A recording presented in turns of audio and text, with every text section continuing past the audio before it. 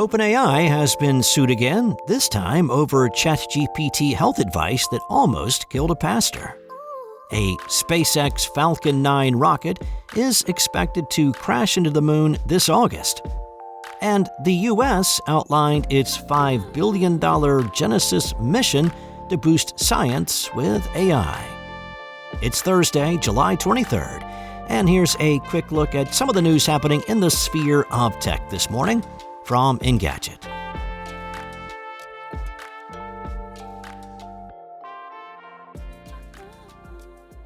A pastor has sued OpenAI after alleging the software gave him extremely dangerous medical recommendations. That's according to a report by the New York Times.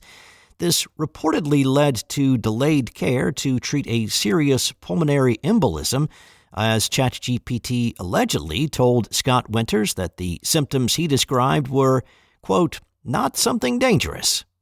It even reportedly drew on his religious beliefs, telling him that God did not design your body to endlessly fail. The suit accuses OpenAI and CEO Sam Altman of negligence and the unauthorized practice of medicine. It points to multiple instances in which the chatbot offered up its own diagnoses and treatment plans. The chatbot also allegedly told Winters to ignore pleas from friends and family to seek actual medical care.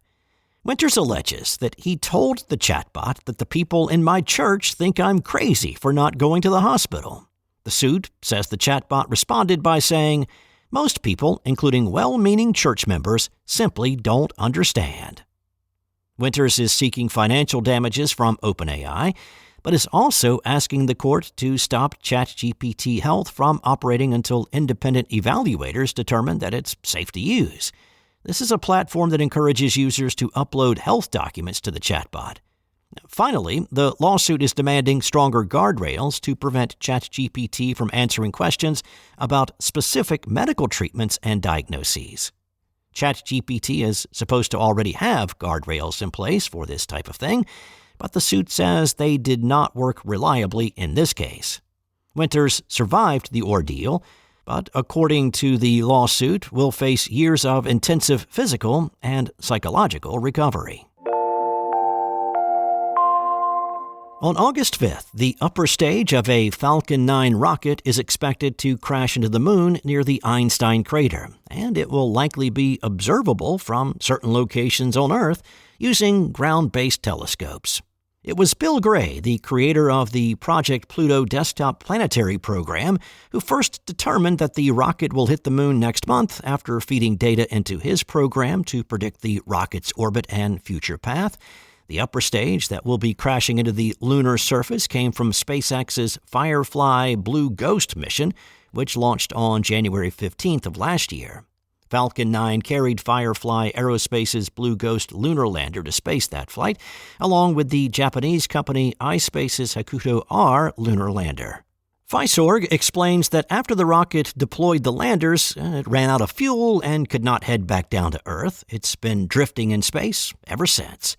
The upper stage is roughly 39 feet long and 13 feet wide, with a weight of around 4,000 kilograms. It will slam into the moon at a speed of 5,400 miles per hour. According to a paper written by Gray and his colleagues who used a physics simulator to analyze data, the upper stage will not really have that big of an impact. Now, that's because even though it's larger than most natural lunar impactors, it's a hollow shell and is moving much more slowly. Regardless, it's a chance for astronomers to observe an artificial impact in real time. They can use this chance to study how dust and plumes move from impact events on the moon, as well as to look into the hazards of artificial space debris impacts. Gray and the team said the impact will be most visible in locations in complete darkness at the time of the event, meaning it will be most observable in South America and low to mid-latitude North America. The higher the moon is at the time of impact, the higher the chances of seeing the crash, which means astronomers in North America, away from the West Coast, are most likely to witness it. The White House and the Department of Energy shared some details this week about the types of research the Genesis mission will undertake.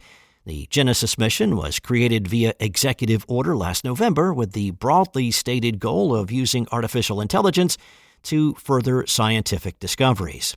The Department of Energy was named as a main leader of the endeavor, but at least 15 federal agencies are now involved. More than $5 billion has been committed to the Genesis mission across those departments. Participants will work toward accomplishing national science and technology challenges, making contributions in the form of research awards, funding opportunities, specialized scientific data sets, and research facilities.